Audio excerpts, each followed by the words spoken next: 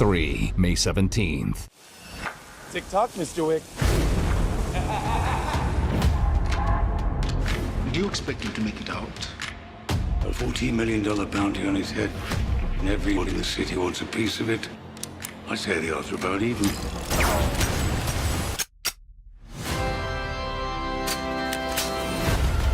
Welcome back. Let's do this.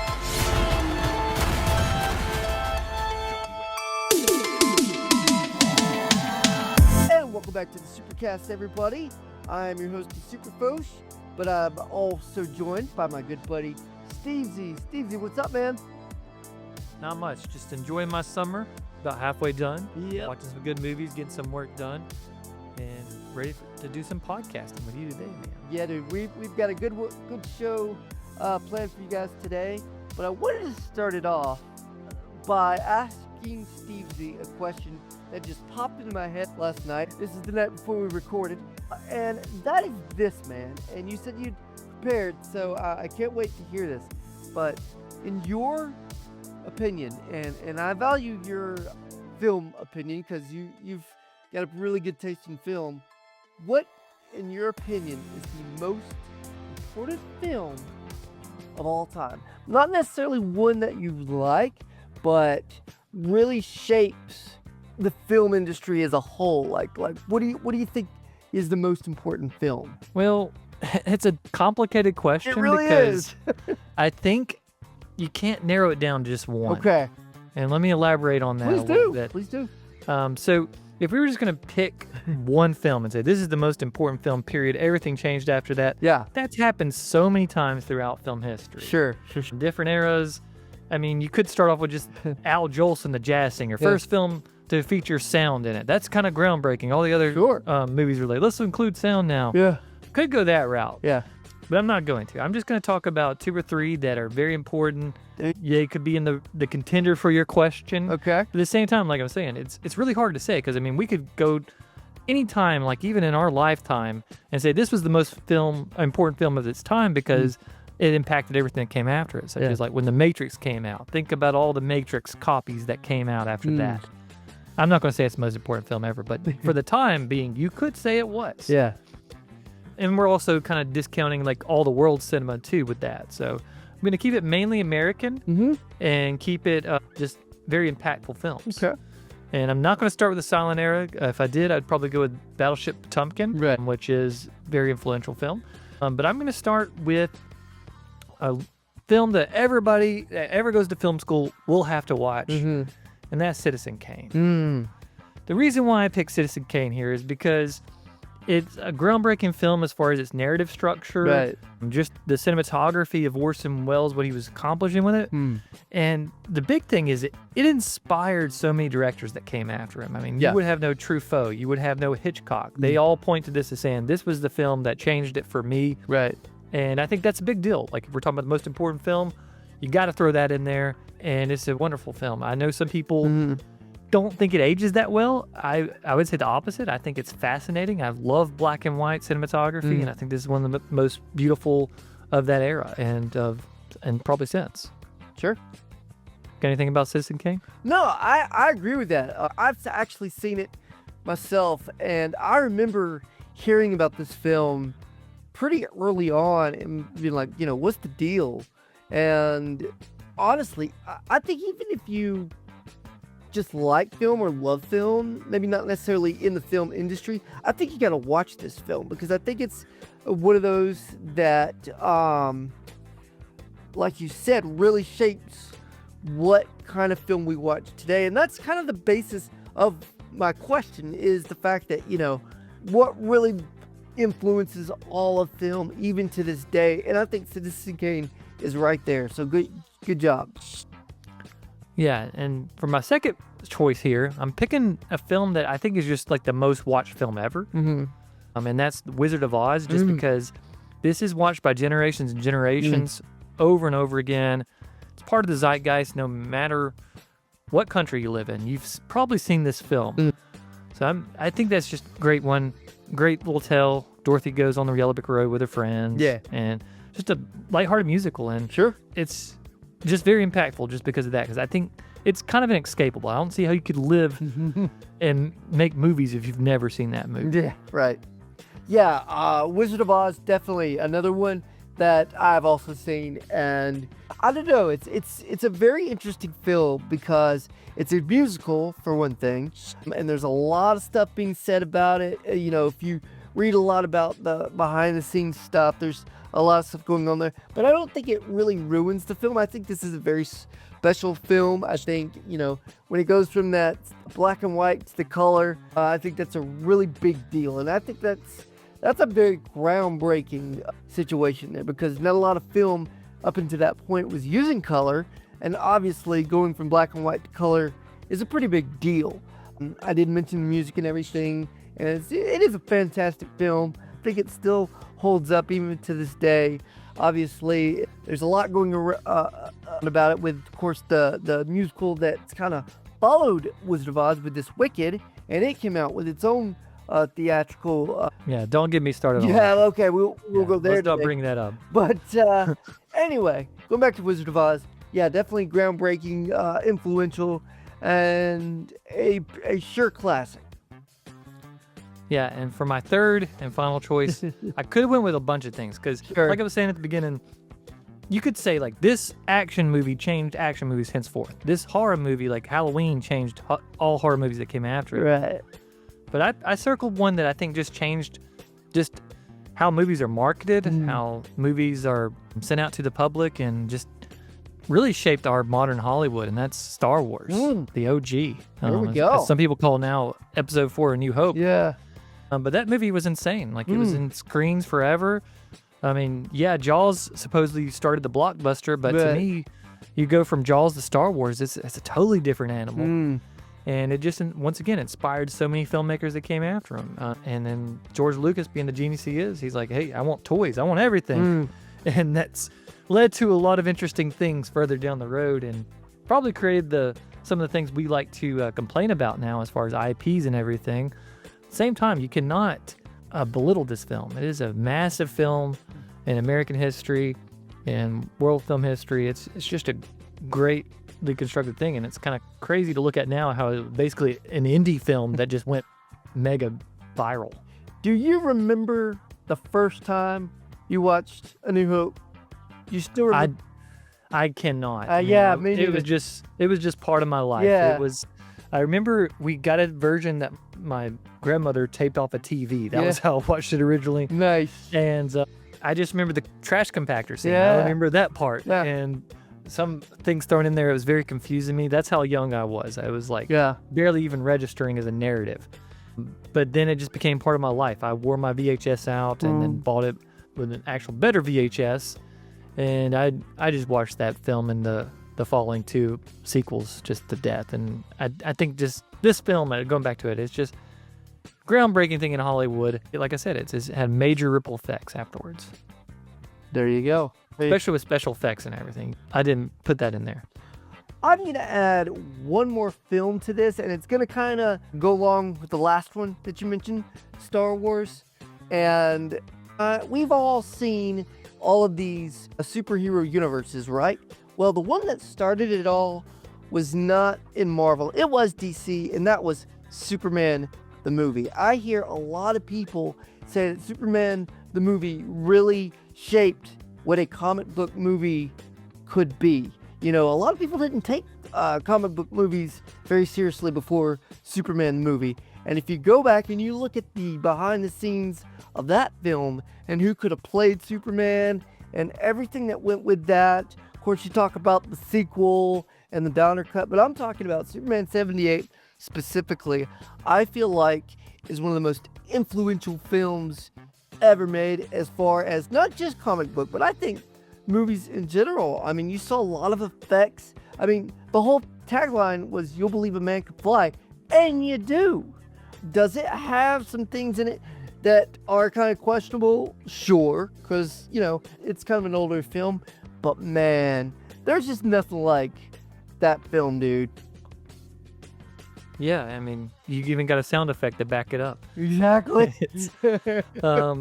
Yeah, it's a great film. I'm not going to put it on the same level, but I will see where you're coming from. I definitely think it's biggest, especially since comic book and geek culture is so big nowadays. Exactly.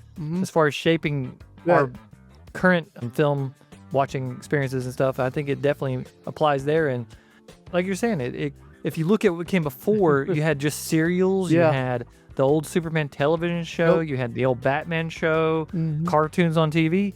Superheroes were for kids. Right. And I think Superman really plays on the nostalgia for those people that grew up reading those comics and watching those cartoons and stuff. And just showed you, these movies are made for adults too, and especially if we put a lot of money behind it. And I think that's the big thing is this was a blockbuster. Right. And it could have been done wrong, but they did it right. And I guess another thing they kind of revolutionized was trying to shoot the sequels back to back, which works sometimes, sometimes it doesn't, but it's kind of a good idea they did. Yeah, and I think if you look at the cast that was in this, sure, Christopher Reeve as Superman, iconic, great, but I think getting Marlon Brando, the Godfather himself, and of course Gene Hackman to be in this picture, I think really showed people, this is a serious thing. This is not just some kiddie movie. This is a film that they were really shooting for the stars in this. And I've heard a lot of people say that this is the comic book film that comic book films are compared to from then on. I mean, you go from Batman 89, of course, the Marvel Cinematic Universe with Nolan. Everybody talks about where all of this started was Superman the movie in 78. So I really feel like that it may not be the most important film of all time, but I think when you talk about comic book films, it might just be. Okay. Yeah, you made a case for it. There's a lot we can throw in here. So if you have your own thoughts about it, just throw it in the comments below. Please do. Yeah, because we want to keep this discussion going. Definitely. Under arrest! I'm the kidnappee. He's the kidnapper. The only thing worse than being killed We're going down. I ain't going down there. We're going. is becoming partners. We're about to get to John Wick 3, but before we do, I got to talk about a movie I watched last night. Oh, yeah. Here we go. So, Mark Dacascos is major feature of John Wick 3. We'll get to him later. Right. But there's this movie that he was in 97 that I've heard about a long time ago. Yeah. Or actually, not that long ago. A few years ago, I saw it, and I was like, what the heck? There's another movie called Drive? Because you hear this movie, Drive, you think Ryan Gosling, you think of Nicholas Refn and all that. But no, this is Drive 1997. Yeah. And I finally watched it last night, and I got to tell you about it a little bit. Sounds good, man. All right, so Mark Dacascos is this guy named Toby Wong. And he is a man who has been genetically modified. They put this device in his chest that makes him faster, makes him anticipate things better, his reflexes are better. Yeah. And he's just better at kung fu. He can dodge bullets, do all this stuff. And he's just this experiment. Yeah. And he hops on board a boat, ends up in America because he's going to go sell him the device in his chest to somebody because he doesn't want to fall in the wrong hands. And this enemy organization is trying to track him down because they obviously don't want that technology getting out. Right. And meanwhile, he runs into this random singer-songwriter, Kateem Hardison, who's hanging out in a bar. This guy just minding his own business, singing this guy's songs, being all depressed because his life is in shambles. And also Mark Dacascos' character comes running in with these guys shooting guns at him. And he just gets transported into this movie. Yeah. And it's kind of a buddy cop type feel. Actually, a lot of people have been comparing it to Rush Hour before Rush Hour. Right. You get a black guy hanging out with this sort of Asian guy because Mark Dacascos, he's a little white, he's a little Spanish, and he's a little Chinese. He's like all over the place. He's from Hawaii. And it's just so much fun. Like, they don't make them like this. I know that they say that all the time. Yeah. This movie is the tail end of your 90s action film, so it's got a little bit of that in there, but it's also got the Hong Kong flair. It's definitely the director, Steve Wong, was very influenced by that. He grew up in Taiwan, but he watched all that stuff. Like, when he name dropped Sammo Hung as a joke, I was just like, okay, this guy knows what he's talking about. And then the action sequences are just awesome. Yeah. Because they have this interesting device in his chest. They can explain why this guy's kicking people and they're flying across the room. It's so much fun. And then randomly, Brittany Murphy shows up at this hotel and she's all over the place crazy. And it's just so much fun. I can't get over how much fun I had watching this. Now, there was another movie called Drive that came out, what, the 90s, 2000s, something like that?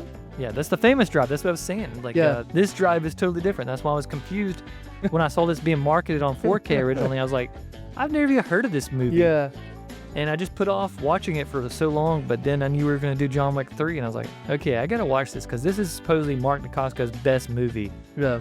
And he delivers. He is a crazy martial artist. Like, John Wick 3 does not do him justice. This guy's jumping off of tables, doing flips, doing kick flips. Yeah. He is so fast. He's so fluid. He's all over the place. It's crazy.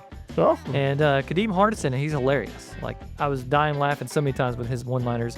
He's not as famous of an actor. Mm-hmm. I think the thing I know him most from is White Men Can't Jump. Oh, really? He's the random dude that's hanging out with Sydney on the playground at the beginning. Yeah. He's calling people astronauts and stuff like that. Oh, man. So he's hilarious, and he even brings back some other random insult in this one. He calls a guy a cheeseburger. I'm like, I've never heard anybody call anybody a cheeseburger. A cheeseburger. Wow. He just kept saying, like, this guy's a cheeseburger. Wow. Have you ever met a cheeseburger like that? Whoa. It's just so funny. I love these type of movies that are just made to be fun. Yeah. And the movie makers know that. They're not trying to be too serious. Yeah. They're trying to just say, here's a fun thing. Yeah. I mean, the finale takes place in a bar that is space themed. There's astronauts everywhere. It's called Apollo 14. And there's karaoke there too.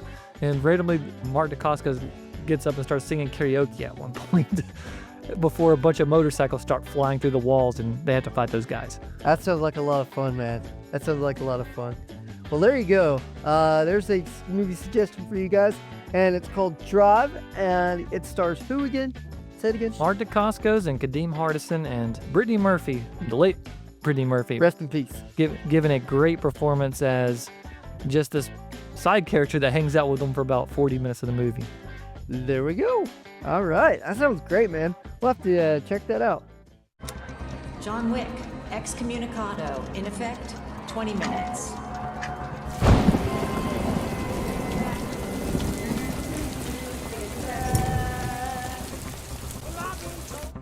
All right, now for the main event, John Wick 3, Parabellum. Do you know what Parabellum is? I had to look it up. They don't really say in the movie. I do not. Go ahead and enlighten me, sir.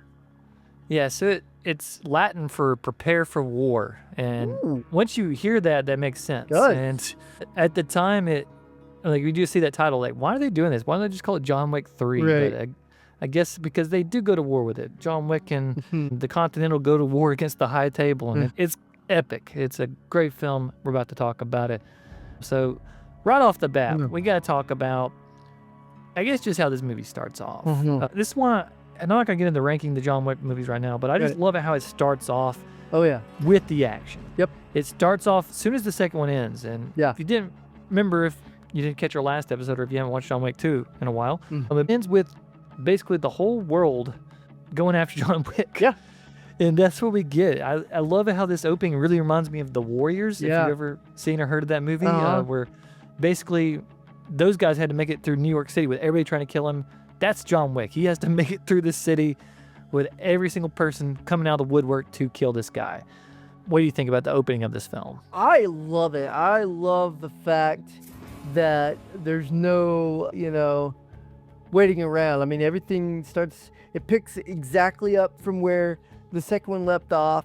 He's excommunicado, as they say, and the stakes have really risen. I think this is probably the biggest jump.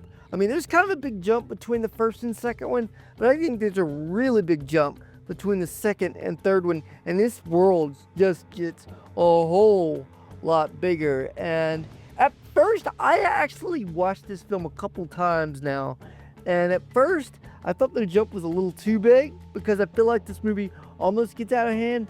But after watching it another couple times, I'm like, yeah, this is awesome.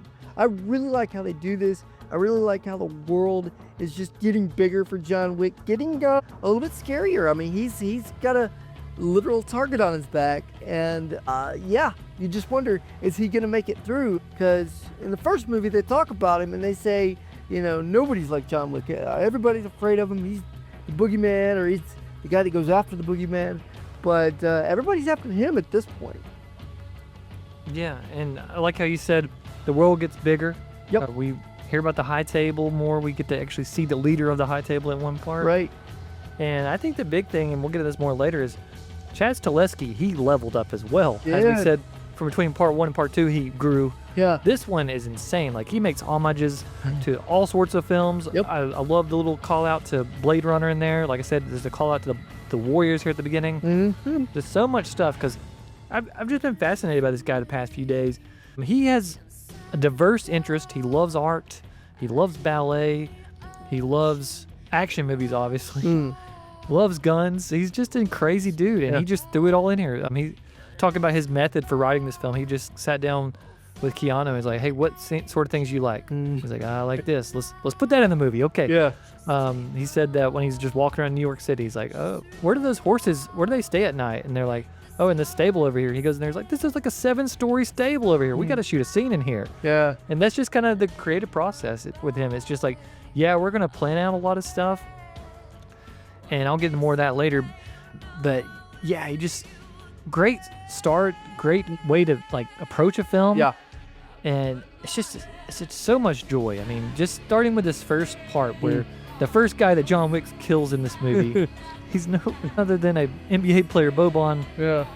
And it's funny. I mean, it's great. And that's what John Wick series is all about. It's like, it's going to be cool action, but you're going to have a laugh thrown in there while you're doing it. It's going to have a gag. Yeah.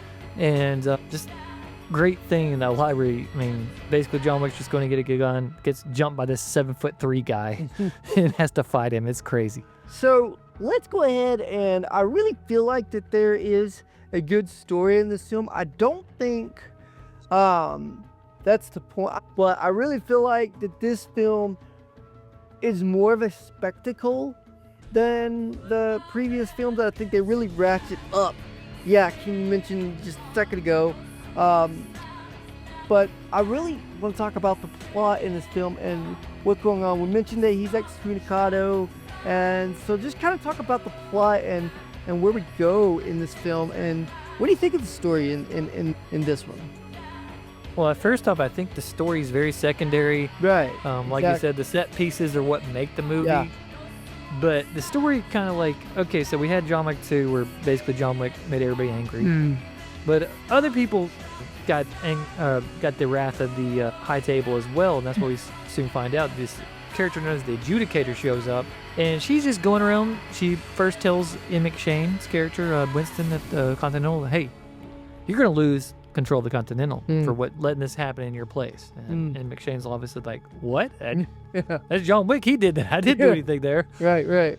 And then the same thing with the Bowery King. The Bowery King gets approached by the Adjudicator. "You helped out John Wick, and he killed a guy because of you, so you go down." Yeah. So we see a lot of the fallout from the previous film, but it's really just John Wick going through the gauntlet. It's how can we plan for him to go to the next sequence? Yeah. He's going to start off in New York. He's got to get out of there. And that's pretty much the first 30 minutes of the movie. It's just set piece after set piece. We have the part in the library, like I talked about.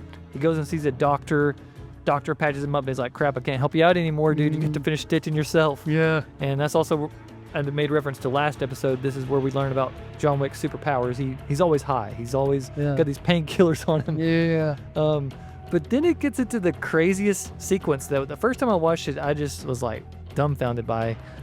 And that's this scene in this knife place. Oh my gosh. Where there's tons of knives everywhere. They're just throwing knives at each other for like 5 minutes. Do you have any thoughts about that scene before we move on? Oh my gosh, man. Like, the way that was shot, I was in some insanity.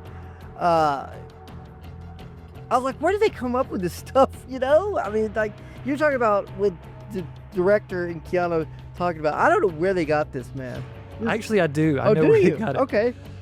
Yeah, so Chad said, this is a reference to back when me and my brothers played snowball fights back in the day. That's what I was envisioning. Right. This is just a crazy snowball fight where they're just throwing knives at each other like crazy. Occasionally they hit.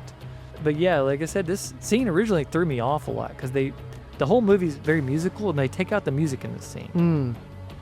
How did that sit with you? Very unsettling now that you mention it. Because the music is a huge part of the series, It's a huge part of the previous films. It is a huge part of this film, but this in particular was very unsettling in my opinion. Still great, very effective. I think that's the thing.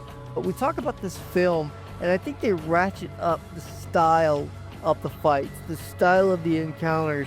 The action is just a lot more visceral. Is that what I'm trying to say? Yeah. Say here, just amazing.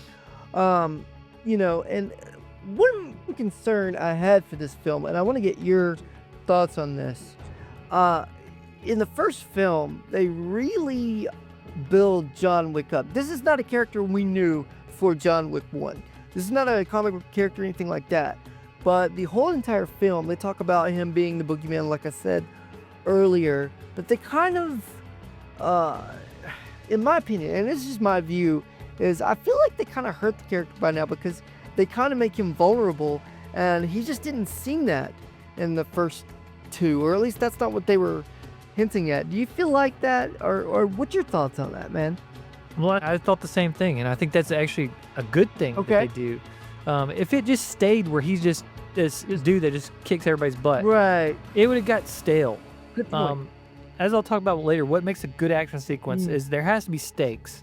And that's the thing, is like Jackie Chan knew this. He's like, yeah, I'm gonna have to take some hits for you to kind of sympathize with my character, but also make me feel like a real person that's pulling this stuff off. Same thing with John Wick. He's gonna get hurt a lot in this movie.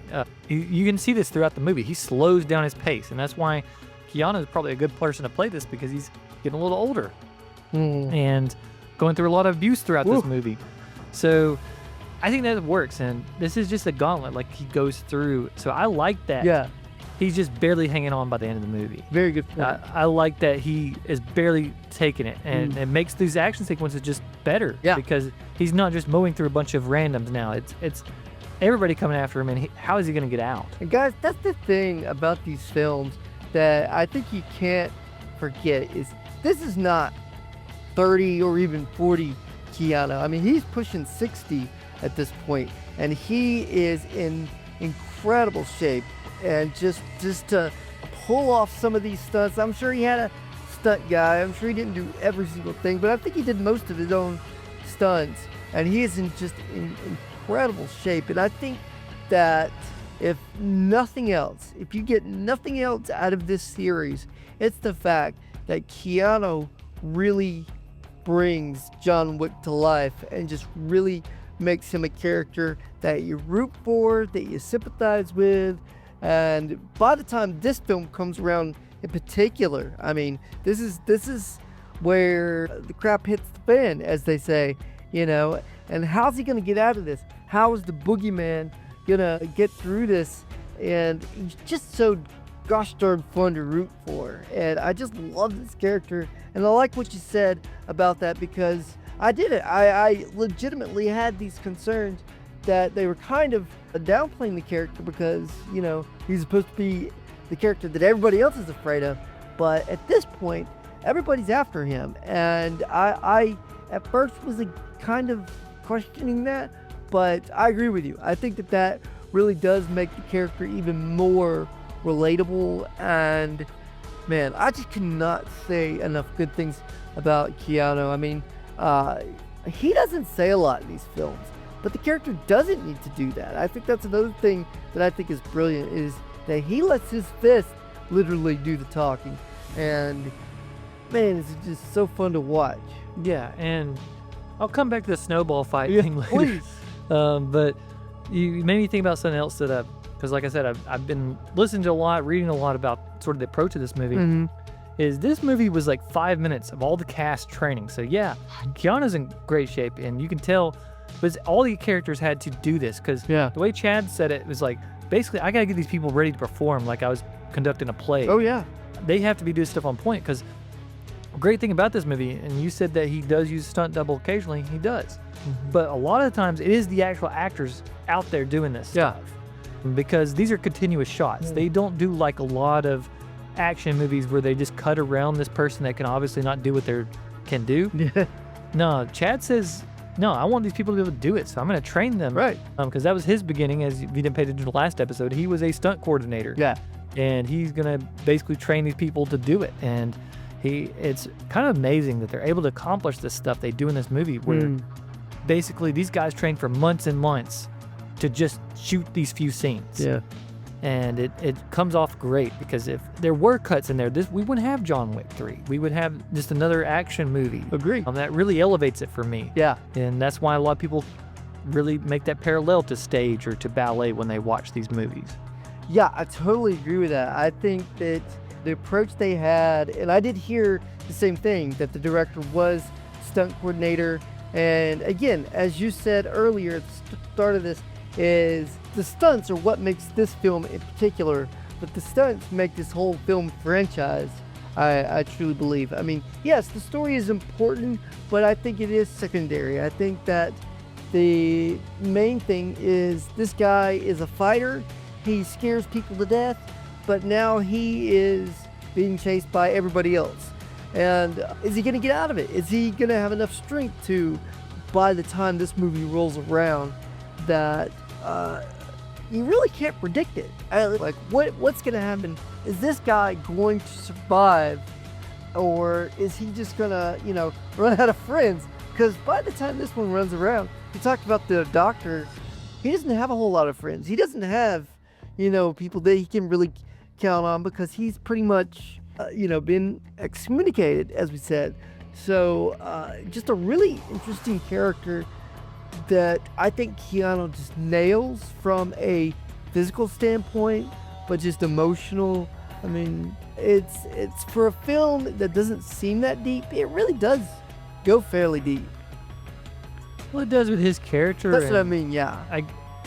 Because he just wants to live a life. I know we threw out the question earlier, Yeah. like in the previous episodes, like, does he really want to? Does he just thirst for this type of action? Does he want to have revenge? I don't think so. Yeah, that's part of like bringing in classical conditioning. This guy was conditioned to be a killer. Sure. From the time he was a kid, as we find in this movie, he was trained by the Rosca Roma, and basically grew up in the ballet tradition. Yeah. Killing people. And he's good at it, obviously, but he's like, I have something else for my life. I want to just chill with my dog. I'm done with this stuff, because this life is dangerous. Yeah. And we see the full scope of the danger in this movie. Yeah, Winston, he was friends with the High Table. He was doing their work, but then they just turn on him like that. And the same thing, we're not going to get to the end yet, but yeah, he's going to do the same to John Wick later. But yeah, great stuff. A lot of great action sequences, like you said. And I think the story, yeah, we've said it's secondary, but it adds stakes to the fight. Still a great story. Yeah, if you have fights without stakes, then you could just basically pull up a YouTube clip and just watch a bunch of fights. Right, exactly. We have to know what is at stake here. How much danger is he in? What is he fighting for? So that adds a lot to it. And it's a little things like, let's say, Halle Berry being involved in a fight sequence with dogs. Yeah. And when one of these dogs gets injured, she's obviously not happy with that. No. And that just adds more to this fight. I mean, obviously, it's cool seeing dogs out there fighting with people, but it just makes you feel for this character, and you're like, man, I want to see her come out of this. I don't want to see her get shot and join the dog. But same thing with John Wick. We want to see him get to the end. It's like, this guy's gone through hell throughout this movie. Exactly. Like, people throwing knives at him. Horses were almost kicking him in the face. We want to see him survive this. That's kind of the big thing. Yeah, the story, secondary, but you got to have it still. Yeah, and I like what you said about that. I like the fact that you mentioned stakes and what is on the line for John Wick. And really what's on the line for him is his life. I mean, just to be able to walk away from this, they talk about the mafia, and they're like, there's only one way to get out of the mafia. Well, I think it's kind of the same thing with this, and that is you basically just have to die. You can't just walk away and, live a normal life like the rest of us. You got to fight the whole time, or you just die. And I think they, little by little, and I think by this film, you really understand that this is not just, it's a bigger world than we knew going into it. Like in the first film, I think they do a good job of not really showing how big. But by the time the third one rolls around, and all of these people from all these walks of life and just different, men, women, all of them are aware of John Wick, and a lot of them want to take John Wick out because of his reputation, because of, you know, who he is and who people think he is. And don't get me wrong, I still think that even though all these people are after him, I think it's because they're scared of him. I think that there is a genuine fear of this dude. So they're like, hey, if we can just all, you know, go after him, then maybe we can take him out, because people are afraid of him. And yet John Wick is just wanting to go home and just chill. And you kind of feel sorry for him a little bit. And you're just like, man, just let the guy live his life. And I don't know, I want to think that by the time the series ends up, that's what happens. But I don't know, man. I have no idea.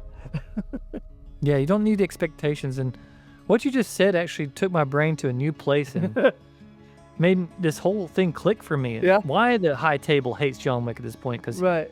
he broke their rules, and did. they have to show force Yeah. in order to basically keep their power. So that's why they go after all these people in such a way. Yeah. It's not just they broke the rules, but it's because they're trying to preserve their power that they have over everything. Yeah. And yeah, that's why we see the Bowery King get abused. We get to see Winston obviously get abused, and then even Angelica Houston's character as the head of the Rosca Roma, because she helps out John Wick in that great scene. Yep. She's also going to get scarred because what John Wick did. Right. And even John Wick, he's got to cut off his finger at one point, Yeah. which is the one part that I'm kind of like, why did you guys throw this in here? Because he cuts it off, but he still goes back on There you go. the whole killing Winston thing. Yeah. Yeah, that's a great point you made about how these guys are basically flimsy a little bit, even though they're very powerful. Yeah. If John Wick comes out alive, it shows you that these guys are not as strong as you think they are. Exactly. I think that's the thing, is this organization, this whole world, this just whole thing is so and at first it seems a little bit chaotic, it seems a little bit maybe too big, but I think when you watch the film and you understand this world, I mean, I think they have a good grasp on the kind of story they're telling here and what they're saying about, you know, who this guy is and who everybody else thinks he is. And you know, and now we're getting, of course, this new film with the ballerina thing, so we're learning new characters. And I think that's one of the greatest things about this series, is they come up with all these new characters, and are they good, are they bad, are they shady, are they not, and just so fun, man. Yeah, like you said, it keeps getting bigger and bigger. As I said, Halle Berry's in this, and she's a former Oscar-winning actress, and she's in this movie committing herself to this character. You have anything to say about Halle her? Berry, man, like, this girl's still going. I mean, and she's getting on up there too. I don't know exactly how old she is, but she's still bringing it at her age, and I think she was a pleasant surprise, I gotta say, for this one. I really didn't expect to like her performance as much as I did. I think she brought a lot of, you know, fire, a lot of just tenacity that you would expect from Halle Berry. But man, she still got it. I was really pleasantly surprised at her performance, and I really enjoyed the character she played. I thought it was a really interesting character for her, a little bit shady, a little bit, you know. Yeah, and it shows you, like you said, the series is getting bigger. We're getting bigger stars in there, but also just something to lean into more of that. Her character doesn't really add that much to the movie, Right. I don't think. She's just kind of like a plot point in there. And that's what this series kind of leans into, especially with part 4, is you're going to have this one character just for this part. And they're usually big-time actors that the director is just like, I want to put this person in my movie. And it's really fun to watch that. It adds a little episodic feel to the movie, and like a little adventure that they go on. Very reminiscent like the James Bond movies, like how they just have certain sequences that are just kind of there to be there. But once again, going back to how the stakes are risen in this one. To me, the biggest thing that made this click for me the first time I was watching it was not only the filmmaking, as I made mentioned earlier, how the cinematography and every set piece gets bigger and bigger. But this is the first movie where I feel like John Wick has a rival that is close to him. And that's Marta Dacascos, as we mentioned earlier in my Drive review. playing Zero, who I didn't even catch this guy's name the first few times I watched the movie. But Zero, he gets introduced as this sushi chef, and he's just awesome. I love him playing this character. His eyes, how they're just kind of innocent looking, but then you see him slit somebody's throat right there. It's awesome. And he can hang with John. Yeah. He is a threat, and this movie does a great job of making him a threat. I think that's where the other two kind of failed at, was they obviously didn't cast actors that could hang with Keanu in this movie, but they also made this guy, like they made him, you're afraid of John Wick facing this guy before you even see him, because he commits so much violence beforehand. And I think that's what all people that are writing scripts should keep in mind. It's like, you can't just have a villain just show up. You have to basically show you that this person's dangerous, and it once again increases the stakes of the fights. And yeah, Mark Dacascos is great, but if you don't do that little part in the screenplay, building up his character, by the end of it, it just doesn't have the impact that it's supposed to, and that it does in this I think film. you hit the nail on the head with that. I think going back for the first two films, and you talk about how the villains didn't necessarily match up with John Wick. Well, I think that's on purpose. I think what you want to do is, in these first couple films, is build John Wick up to, this almost superhuman guy, just this angel of death, if you will. And then by the time that they kind of show you that, then you bring somebody that is equal to him, and it's a much more interesting situation, because you're like, okay, for a while now we've been hearing that nobody can match John Wick, but then here comes this guy, and I think it was brilliant timing. I think you had the intellectual guy in the last film, the first film, kind of just the brat that wanted to take his car, kind of thing, and kill his dog. But with this one, it's a guy that could literally kill John Wick, that has enough skill, unlike the others, to, with his bare hands, kill John Wick. And I think that waiting until the third film to show this, I think was brilliant. I think what adds to what you were saying at the beginning of how the stakes are getting risen, and the world is getting a little bit more difficult for John Wick than it was in the previous two films. Yeah, he's just great. I love it how they wrote in here, like, this guy loves John Wick. He's like, you're what got me into this business. And then John Wick's just like, I don't care. It's just typical John Wick is like, I don't even want to talk to you. Let's just drink our stuff and shut up. But Zero's great, and I'll come back to him a little bit later when we talk about the finale. But Winston, here we go. And I think this is his best movie in the series so far, because obviously Ian McShane, he gets more handle of it. He's not just an exposition dump like he's in the first two. He's there for a purpose, because he also is at stakes. He possibly will lose his hotel, which is his power. That's his life.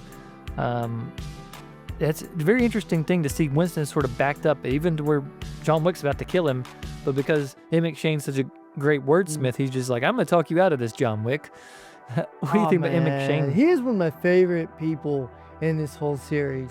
I mean, you get little snippets of him in the first two films, and you mentioned, he's basically just exposition and kind of explaining everything. But even then, even with the little that you get to see, I just love his voice. His voice is just so soothing, and I could just hear him read the phone book, as they used to say. I mean, this guy's just got it. But his presence, he's just cool. Ian McShane is just cool. Ergo, Winston is cool. And I think by this film, I know for me, I'm really rooting for him too. But I like the fact that he's not just exposition. I like the fact that there's stakes for him now, and that things are, escalating for him, and he gets a little bit more to do and deal with, because I just love this character. I think it's a great character. You don't really know if he's going to turn on John Wick. I really love his performance, especially. I love his performance the first two, but like you said, we just got a little bit of him in those films, whereas this one's he's a little bit more prominent. I just love his presence on screen, I just can't say enough good stuff about what Winston brings to this story and this whole universe. Yeah, it's great. Like you said, he's got a great voice. I mean, I wouldn't be surprised if this guy did some Shakespeare in there. I mean, it just seems like he's made for the stage, and actor of that gravitas, he can just sit there the whole movie, and that's, I guess, why he likes this series, because he just sits in a chair, drinks brandy, and says cool stuff, and that's kind of what they use him for, and he's great at it. And I really like, my favorite part is as we get into the finale, how he's just chilling in his little safety room, just sipping his drink while John Wick and his staff are going out there just killing these guys that are coming for him. He's just sitting there chilling. He's like, yeah, it's gonna play out how it does, and we'll see what happens. And then when the adjudicator joins him, he's just like, okay, are you ready to parlay yet? She's like, no, not ready. And okay, let's just enjoy a drink. Let's just chill. It's very funny. And that's what I love. As we go back to a snowball fight yet again, because I left that out there. That's what this series is about. It's action, yes, but it's gonna make you laugh while you're doing it. And I left it out there earlier. That's why I'm going back to it. Is the sound aspect. The first time I watched it, it was unsettling for me a little bit, but because normally when you do that in a movie, it's to heighten the scary factor. Like, it's done in horror movies a lot, where they have the score going, they pull it out, and then this is shocking, or somebody dies or something. You take away the score, it makes it more impactful. But this time I think they did it to highlight the comedy of the scene. Is it makes it silly. These guys are just throwing stuff at each other, and it's like a little game for them, and I think that's great. But great stuff. Yeah, Winston, he's just as funny as he's cool, and the finale is nothing but cool in my opinion. It reminds me, just like the others, very video game oriented. It just seems like these are the final levels, and you're just going through more and more people, more and more boss fights. And first they move through the first group, and then all of a sudden the SWAT team comes in that has this body armor on. What do you think about that part? Because I want to get your thoughts on these guys swarming in, and they kind of frustrate John Wick and Lance Reddick's character a little bit. Okay, first of all, I really feel like that, and we've been talking about this, is the action has just really escalated to insane levels. Like, I didn't think the action could get as insane as it does in this film, and then of course in the fourth one. And so my whole thing is this movie does exactly what it's supposed to do. It's supposed to, like, I remember watching this finale and just being so excited and so into it, and just, following everything that if I had been watching this in a theater, I would have just wanted to sit there and go, just bring me the fourth one now, let's go. Because it really is high energy, just insane action. Oh man, I guess they planned it this way as far as, starting the series. I don't know, but like to build up to where we are at this point, to say I couldn't predict that watching the first one. I mean, just the levels of where this action goes. And just the way it's shot. You talk about the music, you talk about how, like, a lot of people are doing their own stunts. Gosh, man, I mean, nothing better explains that than this finale. I absolutely love the way this film ends. Maybe my favorite finale of the series so far. Maybe. Yeah, I agree. It's my favorite set. I mean, it's hard to top the set from part 2, that whole art scene that they had. But they did it here. I love where they shoot this, and I'm like, so this was part of the Continental the whole time. It's just behind the scenes. He just doesn't let anybody come in here. It's just like, this is my cool little place. I like to hang out sometimes. And it's really cool. Got some random humor thrown in there, like Lance Reddick getting frustrated and comes in and gets the shotgun, takes a swig of his drink. He's like, okay, let's go shoot these guys now. And they go out there and take out these guys. Very comical how they basically have to take out these SWAT guys. I mean, if you can find violence funny, that is. But then from there, it gets intense again. You have these 2 swordsmen come after John Wick, and they, once again, just sort of like Zero, they can hang with him. And I found out the reason why is because these guys are from the Raid stunt team. They are legit. These guys were in Raid 1 and 2. And once again, Chad Stileski just like, hey, I want to put people in a movie that I like, and I'm going to put these guys in there. And they give John Wick a fight, but then the fight with Zero at the end just is the sort of thing on top. I mean, obviously, it's in a great setting. I mean, I think Enter the Dragon kind of showed us this, that like, if you want to have a cool fight, put it in a cool place. And that's what they do. They put it in a cool place, and it has very cool results. I mean, these guys are going at each other. John Wick's already belabored a little bit from being all cut up, and gives him the fight of his life almost. I mean, not going to get into part 4 right now, but it's definitely a very satisfying finale. Exactly, man. And that's the thing about these films. Like, it's not just the action itself that I think really, it is the biggest thing, but where it's happening. All these different, places that you wouldn't necessarily think. And I think that adds a lot to it. I think that you can't really compare these films. I mean, you could try, but I don't think you can compare these films to other things and say it's like this film or it's like this. No, I think these films are very unique in the style and just how they're shot, but also, and I think this is the biggest point, is where they're shot and what kind of atmosphere. And with everything being ratcheted up as far as the stakes go, we talked about that earlier. I mean, it just, you can't really predict where this is going. Just most series cannot pull this off. They kind of have like a good first film, a decent sequel, and then by the third one they've run out of steam. Or sometimes it's the second one that kind of sucks, and then that's it.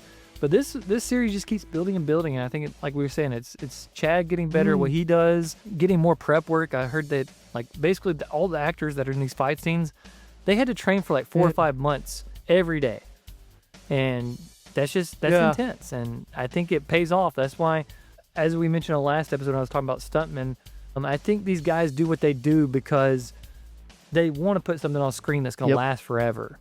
And I think they've accomplished it, and they've created a great series. And the fourth one, it takes it to new heights as far as like the way it's shot and everything. But this one is just amazing. I guess we should talk about the epilogue really fast because, we had our big finale, big fight at the Continental. But then randomly, Winston betrays our guy. Any thoughts on that? Yeah, I kind of saw that coming a little bit. I'm not saying I predicted it, but I don't know. I kind of felt like, just because, and again, like I said, I love Winston, I love the character, but I always felt like that there could be something underneath, that he could turn on John Wick. Not saying that he would necessarily, but it didn't completely surprise me, and I think it was effective. I think it, it was shocking, but I think it was very well done, and I think it made sense for the character. What about you, man?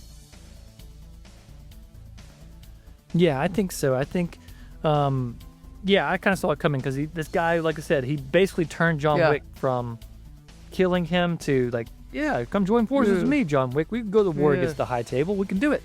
He just seems like that's what he's going to do. He's leveraged whatever he has. At the same time, I don't think he totally betrays John Wick. I don't think he wanted to. I mean, it's kind of... I don't think he wanted to. I think there's definitely the mutual respect. He wanted his hotel back, obviously. So he is going to pull the trigger. But he does not kill John Wick. He shoots him in a place that I guess is not vital, and maybe that was intentional. And luckily the Bowery King also had a score to settle against the High Table, so he rescues him. But it throws you off. It's a good way to end the movie. But I think it's one of those things, the more you think about the way things went down and just get past the shock of the moment, you do realize, maybe he didn't totally go against it. I think that's it. And, is the explanation there for the fourth one? Does he, we'll have to see, if you haven't seen the film. But I think it really does. I think it was a really smart idea to have that because, again, everybody is against John Wick, it seems. And now, here comes Winston. I mean, it's just, I think it's brilliant writing, and I think it was effective. And I think it worked for this film. I think the way Ian McShane plays the character, like we said, I think there was always a possibility of something like that happening. But again, I don't think it was necessarily a personal thing. I don't think it was that he dislikes John Wick or he doesn't, it's just one of those things. Because this is a war for all intents and purposes. Yeah, it does. And part 4 is a beast to its own, but if they could have just ended it right here, I mean, I've been kind of weird ending, but I think it's pretty awesome. They just kept building the world, they kept building the stakes, they got better at what they did, and at the time, it's probably my favorite John Wick film. I'm leaving it out there for now because I haven't watched 4 in 2 years. Because for the longest time, 4 was my favorite after I watched it. Because I basically binge watched all 4 of them back to back to back to back. But 3, man, I had so much fun with it, and it's fun talking about it with you. Any loose ends about the about part 3 that you want to throw out there? I'm so glad I didn't watch this in the theater, not because it would have been good or anything, because I would have been just so ready to watch the 4th one by the end of the 3rd one, just because of the way this one ends. I mean, you are leaving on a high with this, and that would have been tough to have to wait and go, okay, I've got to wait for another film, or if there is even going to be another film, so. But as far as this film goes, I think it is the best made, and I think it is probably my personal favorite. But like you, I haven't watched the 4th one in a while, so I got to go back, and maybe that one will get a little bit more. I mean, when this movie starts, you know what it is, so there's no wasting time here. It is to the action, and it's hard and heavy, and it's a lot of fun. There's a lot of craziness that goes on in this film. We've talked about some of the crazy shots, but just, I mean, man, it's I can't even say, man, it's just fantastic. Yeah, it's a ball. It's what movies are supposed to be. It's very escapist, not trying to say anything big about human nature, I don't think, other than, as we were talking about, you took it a little bit deeper with the classic conditioning thing that you brought up. But yeah, it's very fun film, and shows you yet again the growth of this team, of these collaborators together, and that's what really appeals to me, is just how this is just filmmaking, not at its peak, but it's close to it. It's these guys that, and I guess everybody that's on board, they're all in it to make the best movie possible, and we say that all the time. It's like, that's what makes a great film, and it's a film that's endlessly rewatchable. The more I watch it, the more I like it. Some of the things the first time I watched it really bothered me was sort of the parts where let's say they're calling people or sending out messages. I'm like, why is this editing so belabored? Why are they taking so long with these shots? That does not bother me anymore. All the things that once bothered me do not bother me.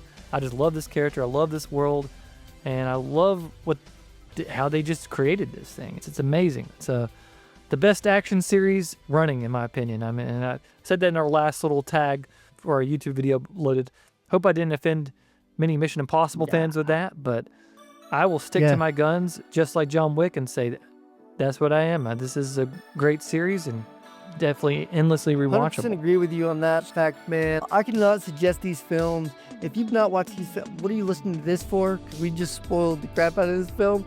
But if you've not watched this film or any of the others, do yourself a favor and please do that, because I think that this is one of the best action series of all time.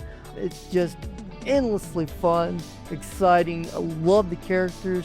I love the atmosphere and everything that goes along with that. So, it's just a lot of fun, and I just cannot wait to talk about the 4th movie. But we want to leave it to you guys. What do you guys think of the 3rd film? Is it your favorite, kind of like us? Do you like it? Do you not like it? Let us know in the comments. And make sure you give us a like on this video, because it really does help us out. And please subscribe. And you can also catch us on X at The Supercast with a Z. And let us know what you think about John Wick. Dude, any final thoughts before we close this one out? It's time to close it. It was a lot of fun.